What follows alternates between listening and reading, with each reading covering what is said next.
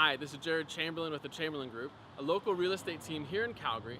Today we're talking about divorce and real estate, and I have Farrah Kohorst with me from Kahane Law, so let's dive in.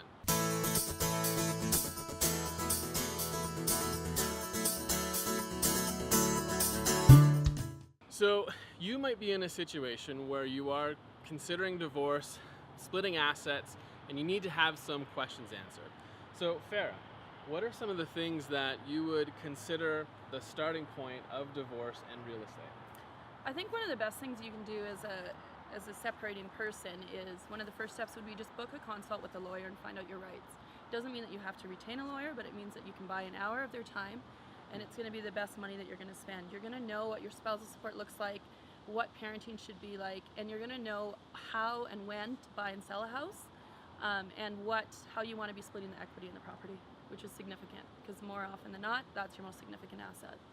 I think something you said there is really good is sometimes people think they have to have a lawyer, where I've had personal friends get divorced and they were able to do it on their own, but it's good to have that initial consult to start the process properly. Yeah. So you can do the majority of the process as a self-represented party. You're going to want to know what your rights are. You're not going to know what your rights are by self-represented party. You're not going to be able to Google it as much as there's some information out there. Once you come up to an agreement, what's going to happen is you're going to need a separation agreement. In Alberta, we need to have a lawyer on each side of the transaction to finalize the agreement. But do you need a lawyer to help you negotiate the agreement? Not necessarily. Do you need a lawyer to help you understand your rights? Absolutely. And do you need a lawyer to help you sign off on the agreement? Yes. For sure. We're useful at the beginning and we're useful at the end. Great. So when you're actually buying and selling, what are some of the tips or strategies you might have in there when you're actually splitting and timing of selling a home and buying a new home? So selling a house, in order to sell a house, your first question is how are you going to divide the equity in the house? And a second question is if there are any children involved, how are we going to work with that? So children, obviously you might be looking at schools and where they're going to live.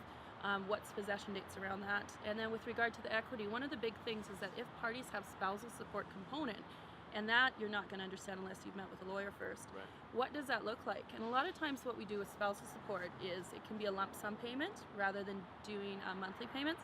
Where does the lump sum payment come from? More often than not, it comes from equity in a house. So these are the questions that you're going to want to have answered from your lawyer prior to dividing the equity in the house. So if you go and you sell the house and you each have 50-50 of the equity in the house, then you're not taking into consideration a lump sum spousal support payment. And a big thing is you may not have taken into consideration any exemptions a party may have. What are exemptions? Well, if your parents gifted you a down payment to the property, maybe you put an inheritance against the mortgage to the property during the relationship. These kind of funds you can get back, but again, you're going to want to talk to a lawyer to understand that, and then to determine what's a fair division of your equity, because it's not always 50-50, and very rarely is it 50-50. Yeah, exactly. Hey, so thank you so much, Farrah, for that. And if anyone has any questions for you, what's the best way to get a hold of you? Absolutely. Call the Kahane Law team. My number is 403-313-5495 or kahanelaw.com. We have 6 lawyers there that practice exclusively in family law, and we can answer all your questions. Awesome. Well, thanks again for watching, and if you have any questions for Farrah, for myself, you can reach out to us. You can always reach out to us at info@tcgroup.ca, and I hope you have a fantastic day and a great rest of your week. We'll talk to you guys soon.